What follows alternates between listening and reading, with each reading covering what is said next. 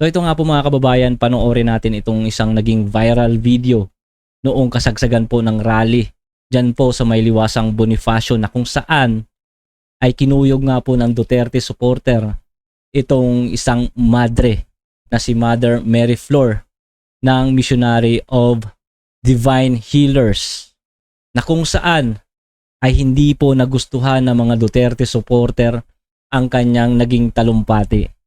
Dito mga kababayan, panoorin natin kung sino nga ba ang naging bastos. Ang Duterte supporter nga ba talaga? O baka naman si Mother Mary Flor? Sa Mount Banahaw, kumakatok po yung mga espiritu sa mga... Amen!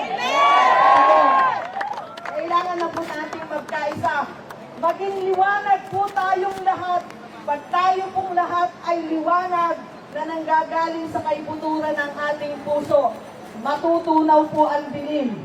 Sa kaya po, ang hinihiling ko po sa inyo ay unconditional love.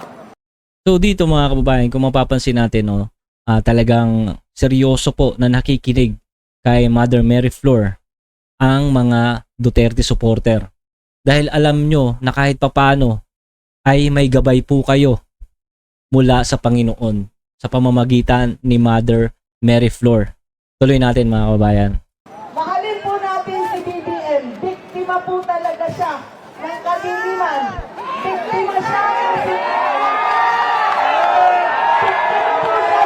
So ayun mga kababayan, doon nag-umpisa ang mag-react. Actually nagulat yung crowd, no, sa binanggit ni sister, no, dahil sinabi niya na inumpisahan niya doon sa sinasabi niyang unconditional love. Tapos bigla niyang pinasok po mga kababayan na mahalin natin si BBM dahil siya po ay biktima lang din. So doon nag-start na magalit na itong mga tao.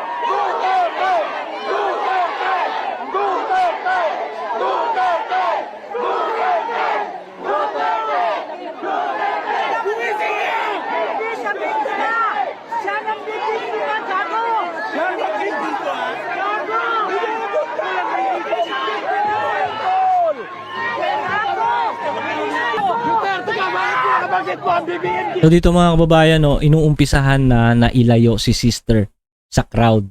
Kasi nga galit na yung mga tao dahil doon nga sa kanyang naging talumpati tungkol kay BBM. At pinoprotektahan na po, paalis, palayo dito si sister.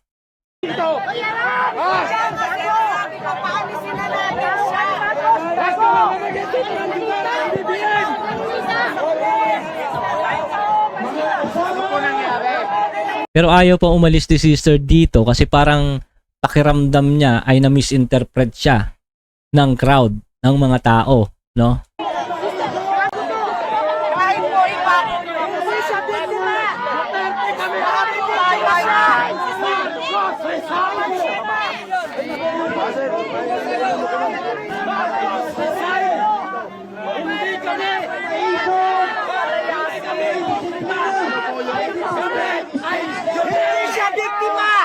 Si Marcos, nambibiktima. Mali ang sinasabi nito. Mali ka. Kailangan malaman ng katotohanan. Parang katotohanan ng palaya sa iyo. Hindi siya biktima. Siya ang nambibiktima. Lumayas ka na.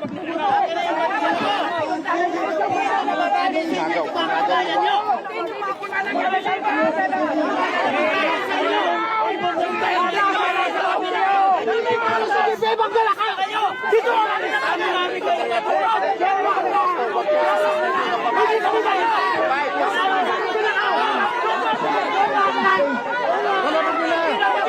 Dito sa punto na to mga kababayan, no, nakakaiyak bilang Pilipino na tayo-tayo yung naglalaban, nag-aaway-away, habang yung mga hayop na mga korap na politiko ay pinagtatawanan tayo habang pinapanood na nagkakagulo tayo. So ito sa punto na to mga kababayan, dumating na rin yung reporter ng ABS-CBN at kasama na siya po doon sa mga pumoprotekta kay Mother Mary Flor, no? So ayun na nga. Ito ngayon ang tanong ko mga kababayan. Sino nga ba talaga ang naging bastos sa sitwasyon na to? Itong mga Duterte supporter na ito ay nag-organisa ng isang pagtitipon, ng isang rally dyan po sa may Liwasang Bonifacio dahil po gusto nilang ihayag yung kanilang sama ng loob dahil sa mga nangyayaring malawakang korupsyon sa administrasyon ni BBM. At hindi po natin maitatanggi na ito pong mga Duterte supporter ay galit na galit sa administrasyon ni BBM dahil po sa kanilang ginagawa sa mga Duterte. Lalong-lalo na po nung ipinakulong nila, kinidnap at ipinakulong nila si Pangulong Duterte dyan po sa dahig. Kaya naman po ay talagang sobra na po yung galit nitong mga taong ito sa mga pinaggagawa ni Pangulong Marcos. Ngayon po, ito pong si Sister, si Mother Mary Flor, ay bigla po siyang pupunta dito sa rally ng mga Duterte supporter.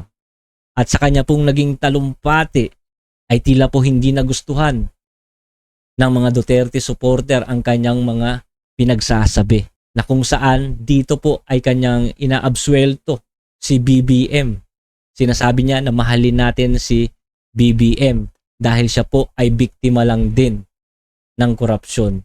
Ngayon po mga kababayan, timbangin po natin ang pangyayari. Sino nga ba talaga ang may kasalanan sa pangyayaring ito?